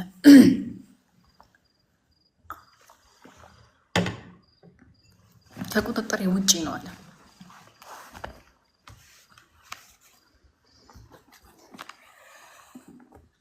እግዚአብሔር እንዳታለለው ይሰማዋል። ኦነስት ነው ለተሰማው ስሜት። አታለልከኝ አድናሃለሁ ብለህ አላደንከኝም። እግዚአብሔር አንዳንዴ መሀሉን አይነግረንም አይደለ? መሀሉን የምናልፍበትን እኮ አይነግረንም። በቃ ህዝብ ታገለግያለሽ፣ ትውልድ ይጠብቅሻል ይለናል እግዚአብሔር። ከዛ በኋላ ግን በመሀል የምናልፍበትን መንገድ አይነግረንም። እግዚአብሔር ሙሴን ሲጠራው እስራኤልን ከግብፅ ምድር ነፃ ታወጣልኛለህ ብሎ ጠራውና ከዛ በኋላ ግን መጨረሻ ላይ እሱ ያቺ ተስፋይቱ ምድር እንደማይገባ ግን አልነገረው። ወዳጆች እግዚአብሔር እንዳለንበት የብስለት መጠን ማወቅ ያለብን ድረስ ይነግረናል። መሀሉ አይነገርም። በቃ በማለፍ ውስጥ በመሄድ ውስጥ ስንደርስ ይከፍትልናል እንጂ ሙሉ አይነገረንም። ሙሉ ቢነገረን ኖሮ አይዳውት ለአገልግሎት እንገባለን የሚለው ነገር ያጠራጥረናል። ስለዚህ ሙሉ አይናገርም። የምናልፍበት ግን አንድ ነገር እናውቃለን። በምናልፍበት ሁሉ እሱ ከኛ ጋር እንዳለ፣ በእሳት ውስጥ ብናልፍ እሱ አብሮን አለ። በውሃ ውስጥ ብናልፍ እሱ አብሮን አለ። በዛ ውስጥ መጽናትን እንማራለን። በዛ ውስጥ ትዕግስትን እንማራለን። በዛ ውስጥ ሎንግ ሰፈሪንግን እንማራለን። በዛ ውስጥ ማመንን እንማራለን። መታዘዝን እንማራለን። ስለዚህ ሁሉን አይነግረንም እግዚአብሔር። ለኤርሚያስም እንደዛ ነው። ጠብቃለሁ ብሎታል። ኦፍኮርስ ከብዙ ነገር ጠብቆታል። ግን በቃ ሰው ነውና ይደክማል። አታለልከኝ አለው እግዚአብሔርን። እናንተ አታለልከኝ አለ። አባበልከኝ አድናሃለሁ ብለህ አምኜ ገባሁበት። በቃ ከዛ በኋላ ግን የለህም ነው ከኔ ጋርና በጣም ይገርመኛል። ሁሌም ሳነበው ይሄንን ክፍል በቃ አልናገርም ግን ደግሞ አለመናገር አልችልም የሚል ሐሳብ እናያዘው። እግዚአብሔር እንደዚህ እስከምንሆን ድረስ እግዚአብሔር በውስጣችን ያለውን የቃል ፍቅር፣ የኢየሱስ ክርስቶስ ፍቅር በውስጣችን ሲሄድ እንዲሰማን የተዳፈነውን የእግዚአብሔር ቃል በእኛ ውስጥ ነቅነቅ እንዲያደርግልን ዛሬ ጸሎታችን ይሄ ነው። በእውነት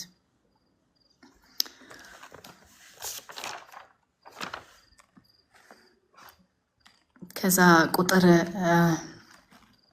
11 ላይ እንደዚህ ይላል፣ በእግዚአብሔር ፊት እውነተኛ ሆኖ ነው የቀረበው።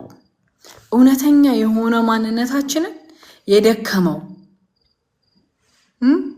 በቃ ተቀባይነትን ያጣው ይሄ አለ አይደለ? እውነት ሪል የሆነው አሁን የሚሰማን እሱን ማንነታችንን በእግዚአብሔር እውነተኛ በሆነው እግዚአብሔር ፊት ስናመጣው እግዚአብሔር በድካማችን ውስጥ ኃይሉን ይገልጣል። ግን እግዚአብሔር ከኛ አንድ ነገርን ይፈልጋል። ጄኒውን እንድንሆን ይፈልጋል። እውነተኛ እንድንሆን ይፈልጋል። እግዚአብሔር እኮ እንዋቀስ የሚል አምላክ እኮ ነው። በፊት ለፊቱ ጀግና እንድንመስል ብቻ አይደለም። እግዚአብሔር ሲደክመን ደከመን እንድንለው፣ ያታለለን ሲመስለን እግዚአብሔር አታለልከን እንድንለው ይፈልጋል። በዚህ ማንንም ጀጅ አድርጎ አያውቅም። በዚህ መጽሐፍ ቅዱስ ጥናታችን ጄኒውን ሆነው የእግዚአብሔርን ቃል የተሰማቸውን ስሜት የተናገሩትን ሰዎች እግዚአብሔር ለምን እንደዚህ ያላችሁ ብሎ ሲከሳቸው አይተን አናውቅም።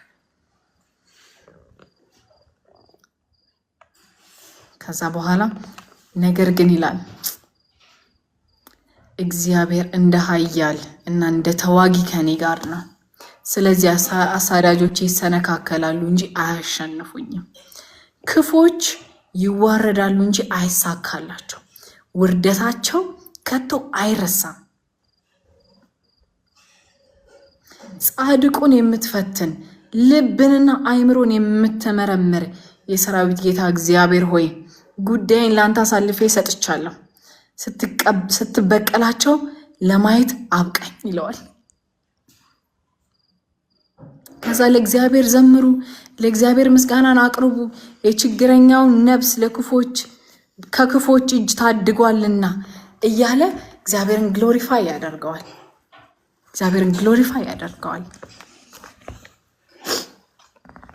ከዛ በኋላ አይደል መጨረሻ ላይ ልክ ከዚህ ሁሉ ምስጋናና ከዚህ ሁሉ እግዚአብሔር ከኔ ጋር ነው፣ እንደ ተዋጊ እንዳሸናፊ እግዚአብሔር ከኔ ጋር ነው ይልና ደግሞ ልክ ምዕራፍ 14 ላይ ደግሞ ድጋሚ የተወለደበትን ቀን ሲረግም እናያለን።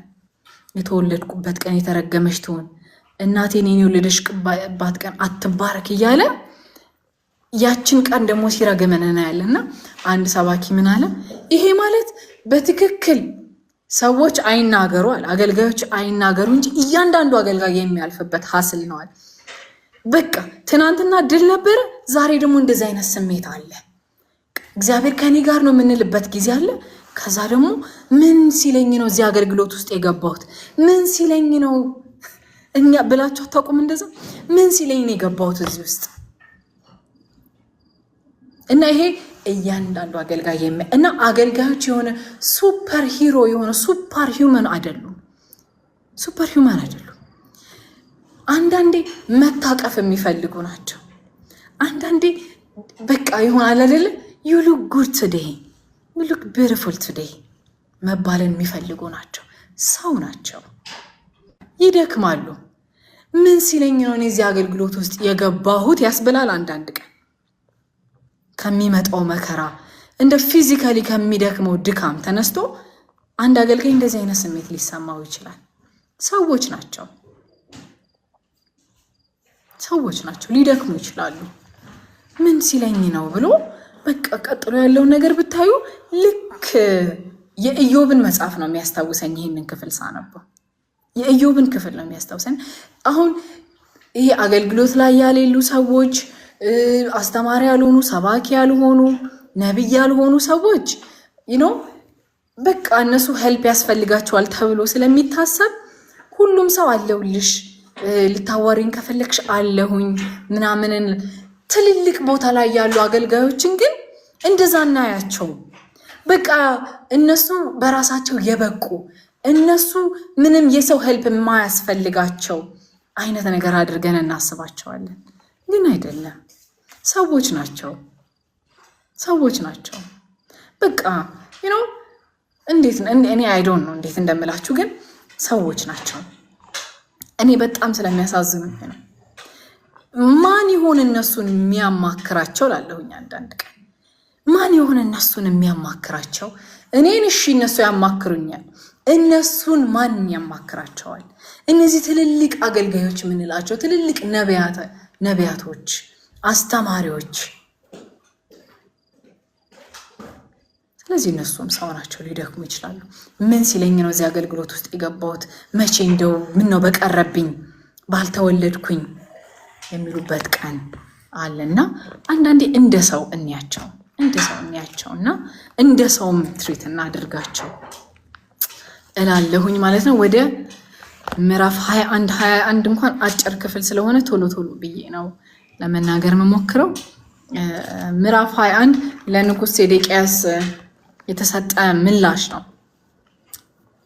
ሀያቴ ስታነብልን እንደሰማችሁት ማለት ነውና ንጉሥ ሴዴቅያስ እንግዲህ በእግዚአብሔር ፊት መልካም ነገርን አርጎ ያለፈ ንጉሥ አይደለም። ሁለተኛ ዜና ምዕራፍ 36 ላይ እናገኘዋለን ይሄንን ሰውና እንደዚህ ይላል።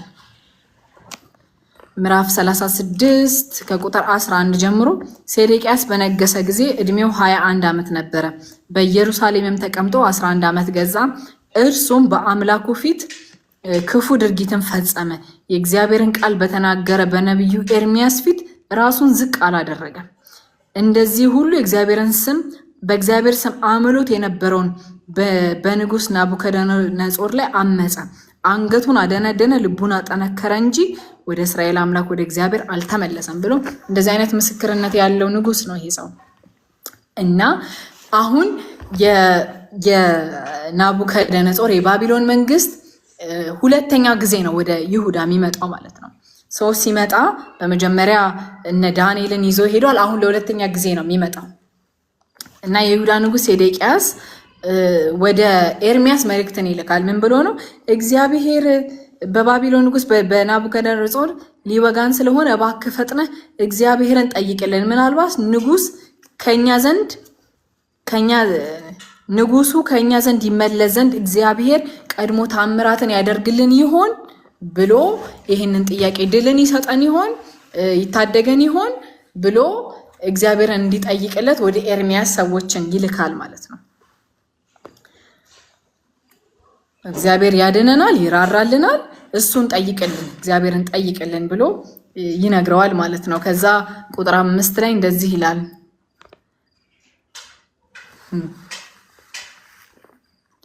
ኤርሚያስ ግን እንደዚህ ያላቸው ይልና ለሴዴቅያስ እንዲህ ብላችሁ ንገሩት፣ የእስራኤል አምላክ እግዚአብሔር እንደዚህ ይላል፣ ከቅጥሩ ውጪ የከበቧችሁን የባቢሎን ንጉሥ ባቢሎናውያንን ለመውጋት በእጃችሁ የያዛችሁ ጦር መሳሪያ በእናንተ ላይ አዞራለሁ፣ ወደዚችም ከተማ ሰብስቤ ያስገባችኋለሁ።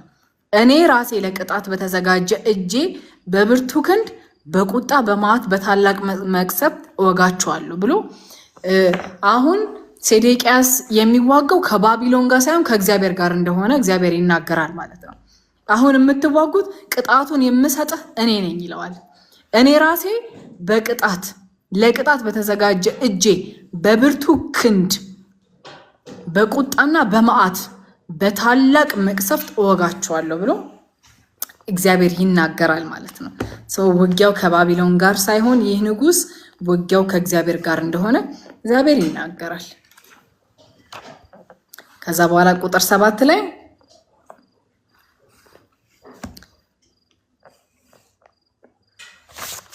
እግዚአብሔር ለብዙ ዓመት ተመለሱ እያለ ሲጣራ ነበር፣ የንስሐ ጥሪን ሲያደርግ ነበር። ንጉሥ ሴዴቅያስ የመጨረሻው ንጉሥ ነው። እንግዲህ ባቢሎን መጥቶ እስከሚገዛቸው ድረስ ያስተዳድራቸው የነበረ እሱ ነው። ለ11 ዓመት ያክል ይሁዳን የገዛ ንጉሥ ነው። 11 ዓመት ሙሉ በኤርሚያስ በኩል ድምፅ ሲመጣለት ነበር። ወደ እግዚአብሔር ተመለስ፣ ንስሐ ግባ የሚል ድምፅ ሲመጣለት ነበር። ያንን ድምፅ ግን አልሰማም። አንገቱን አደነደነ። ሁለተኛ ዜና ላይ እንዳነበብነው ቃል ማለት ነው። ስለዚህ እግዚአብሔር በታላቅ መቅሰፍት እመጣባቸዋለሁ ብሎ የይሁዳን ሕዝብ ሲናገር እናያለን ማለት ነው። በዚህ ከተማ የሚኖሩ ሰዎች ሁሉ እንስሳትን እመታለሁ፣ ከእነርሱም በኋላ በታላቅ መቅሰፍት ይሞታሉ። ከዚህ በኋላ ይላል እግዚአብሔር የይሁዳ ንጉሥ ሴዴቅያስን መኳንንቱንም ከመቅሰፍት፣ ከሰይፍ፣ ከራብ፣ ከቸነፈር ሕዝቡ ለባቢሎን ንጉሥ ለናቡከደነጾር ሕይወታቸውን ለማጥፋት የሚሹ ጠላቶች አሳልፌ እሰጣለሁ ይልና እርሱም በሰይፍ ይመታችኋል፣ አያዝንላችሁም፣ አይራራላችሁም፣ አይምራችሁም እያለ እግዚአብሔር ይናገራል ማለት ነው።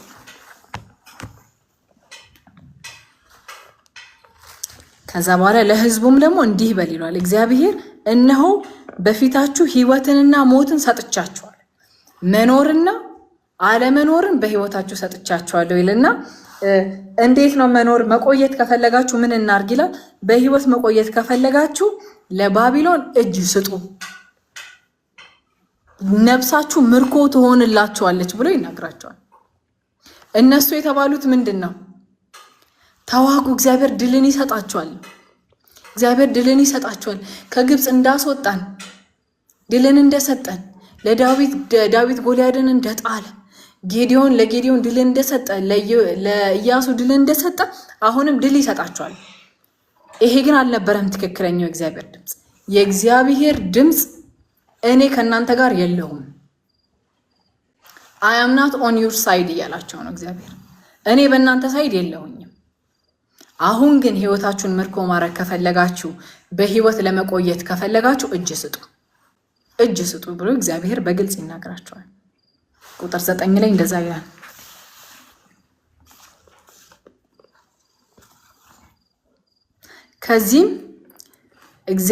ከዚያም እግዚአብሔር የእግዚአብሔር ኪዳን ትታችሁ ሌሎች አማልክት ስላመለካችሁ ይቅርታ ቆይ ቁጥር 22 ነው ያለው። ቁጥር 9 ነው። በዚህ ከተማ የሚቆዩ ሁሉ በሰይፍ በራብ በመቅሰፍት ይሞታል። ወጣችሁ ለከበባችሁ ለባቢሎንያ እጅ የሚሰጥ ግን ነፍሱን ያተርፋታል ይላል። አይገርምም? ለጠላት እኮ ነው እጃችሁን ስጡ የሚለው እግዚአብሔር። ለምን ሲባል እግዚአብሔር የለም፣ እግዚአብሔር በእነሱ ሳይድ የለም። ስለዚህ ምን ነፍሴን ማቆየት ፈልጋለሁ የምትሉ ከሆነ ሰሬንደር አድርጉ፣ እጅ ስጡ፣ አትታገሉ። አይ ካንት በሉ፣ መዋጋት አልችልም በሉ፣ እጃችሁን ስጡ ነፍሳችሁን። ያለበለዛ ግን እታገላለሁ ካላችሁ አይራራላችሁም፣ አያዝንላችሁም ብሎ እግዚአብሔር ይናገራል ማለት ነው።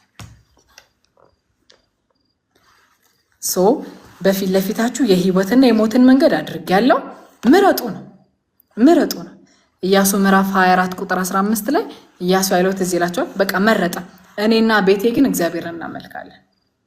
እንደዛ ሁሉ አሁንም የህይወትና የሞት መንገድ በፊት ለፊታችሁ ተሰጥቷችኋል ብሎ ምረጡ ሲላቸው በዚህ ክፍል ላይ እናያለን። ስለዚህ ህይወታችሁን ማቆየት ከፈለጋችሁ፣ ነፍሳችሁን ምርኮ እንድትሆንላችሁ ከፈለጋችሁ ለባቢሎን እጅ ስጡ ብሎ ይናገራል ማለት ነው። ስለዚህ ጊቭ አፕ አድርጉ። አሁን ጦርነት የገባችሁት ከባቢሎን ጋር ብቻ ሳይሆን ከእግዚአብሔር ጋር ጭምር ነው። ከእግዚአብሔር ጋር ደግሞ ተዋግቶ የደቀቀ እንጂ ያሸነፈ የለም፣ ተሰባበረ ነው ያለው። ስለዚህ እግዚአብሔር እኔ ራሴ እመጣባችኋለሁ ስላለ እጅ ስጡ፣ ተማረኩ ብሏል። ልዩነታቸው የሆነው እግዚአብሔር አሁን በመካከላቸው የለም። አይገርምም? አሁን ለነሱ ሳይሆን በእነሱ ላይ እግዚአብሔር ተነስቷል። ከኃጢአታቸውና ከጥፋታቸው ካለመታዘዛቸው ምክንያት በእነሱ ላይ እግዚአብሔር ተነስቶባቸዋል።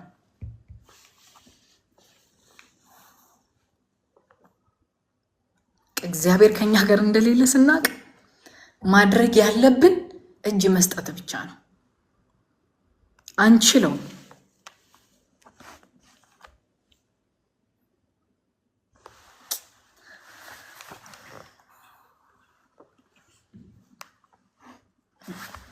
ምዕራፍ 21 ቁጥር 10 ላይ እንደዚህ የሚል ቃል አለ። በዚህ ከተማ ላይ በበጎ ሳይሆን ክፉ ለማድረግን ወስኛለሁ ይላል እግዚአብሔር። ለባቢሎን ንጉስ ተሰጣላችሁ፣ እርሱም በእሳት ያጠፋችኋል ብሎ እግዚአብሔር ይናገራል። ይሄ ሁሉ ከምን መጣ ካላችሁ ከኃጢአት ካለመታዘዝ የመጣ ፍርድ ነው። እግዚአብሔር ለረጅም ዓመታት ተመለሱ እያለ እስራኤላውያንን የንስሐ ጥሪ ሲያቀርብላቸው እናያለን። ግን አልሰሙ። እነሱ የመረጡት በሚሰሩት ስራና በኃጢአታቸው ጸንቶ መኖር ነው። ለእግዚአብሔር ድምፅ ምላሽ ባለመስጠት ውስጥ ጸንተን ባለንበት በኃጢአት ውስጥ እንድንኖር ያደርገናል። ተለማምደን ማለት ነው መደንዘዝን፣ ኃጢአትን ተለማምደን ለእግዚአብሔር ድምፅ ምላሽን ሳንሰጥ ስትቀር እንደዛ ነው የምንሆነው። ይሁዳ ያለችበት ሁኔታ ይሄ ነው። ኤርምያስ ምዕራፍ 16 ቁጥር 10ን አነባለሁ። ጨርሻለሁ። ምዕራፍ 16 ቁጥር 10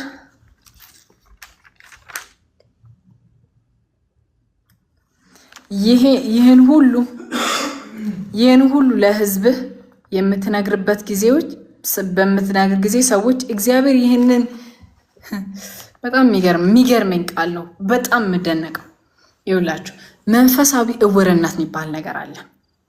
አንዳንዴ የእግዚአብሔርን ድምፅ ካለመስማትና ኃጢአት ውስጥ ጸንቶ ከመኖር የሚመጣ እውርነት አለ፣ የሚመጣ አለማስተዋል አለ። እዚህ ጋር ምን ይላል መሰላችሁ? ምዕራፍ 16 ቁጥር 10 ላይ እግዚአብሔር ፍርድ እንደሚያመጣባቸው ይናገራልና ስለ ጥፋት ቀን ነው የሚናገረው። ይህን ሁሉ ለዚህ ሕዝብ በምትነግር ጊዜ እግዚአብሔር ይህንን ሁሉ ታላቅ ጥፋት በእኛ ላይ ለምን አወጀ? በደላችንስ ምንድን ነው? በአምላካችን በእግዚአብሔር ላይ ሲሰራ ነው ኃጢአት ምንድን ነው ብለው ይጠይቁሃል ይላል። አይገርምም? እንዴት ነው ማያውቁት? እንዴት ነው ማያውቁት? ዲሴንቲሳይዝ ሆነው ያንን ኃጢአት ደጋግመው ከማድረጋቸው ብዛት ኖርማል ህይወታቸው ኖርማል የዕለት ተዕለት ኑሯቸው አድርገዋቸው እግዚአብሔርንም ከዛ መካከል ደምረውት ምን አደረግነው እኛ? ምን አደረግነውና ነው እግዚአብሔርን ይህን ያክል በደል እኛ ላይ የሚያመጣብን? ምን በድለነው ነው? ጥፋታችን ምንድን ነው ይሉታል። በቃ አይሰሙም፣ አያዩም። ለምን ሲባል ኃጢአት ደጋግሞ ከማድረግ በኃጢአት ውስጥ ከመኖር በንስሐ ወደ እግዚአብሔር ካለመመለስ የመጣ መደንዘዝ ነው። አሁን ያነበብኩት ኤርምያስ ምዕራፍ 16 ቁጥር 10 ላይ ያለ ቃል ነው። እንደዚሁ ደግሞ ኤርምያስ ምዕራፍ 17 ላይ እንደዚህ ይላል። ይሁዳ ምን አይነት ሁኔታ ላይ ነው ያለችው? ለምንድን ነው እንደዚህ እግዚአብሔር የሚላቸው ብለን ስናይ ምዕራፍ 17 ቁጥር 1 እዚሁ ኤርምያስ ላይ ማለት ነው። የይሁዳ ኃጢአት ይላል እግዚአብሔር፣ የይሁዳ ኃጢአት በብረት ብዕር በሾለ የአልማዝ ጫፍ ተጽፏል፣ በልባቸው ጽላት በመሳዊያቸው ቀንዶች ላይ ተቀርጿል። ይሄ እንዴት ነው እንጨት ላይ ቅርጽ የምንቀርጸው? የሆነ ሹል በሆነ ነገር የምንጽፈው? እግዚአብሔር የይሁዳን ልብ ሲያይ የሚያየው ኃጢአታቸው በልባቸው ላይ ኢንግሬቭድ እንደሆነ ነው። በቃ እንደታተመ ነው። እግዚአብሔር ልባችንን ያያል። እግዚአብሔር ልባችንን ይመረምራል። በምን አይነት ስቴት ላይ እንዳለን እግዚአብሔር ያውቅ። ግን በምንም አይነት ሁኔታ ውስጥ ብንሆን ግን እግዚአብሔር ሆይ ማረን ብለን ስንመጣ እግዚአብሔር የምህረት እጆቹ በእኛ ላይ ይዘረጋሉ። ማንን ልማር ብሎ እግዚአብሔር አይኖቹን እያንከራተተ ያለ አምላክ ነው ወዳጆቼ። ምንም ፕሪቴንድ በማድረግ የምናልፈው ነገር አይደለም።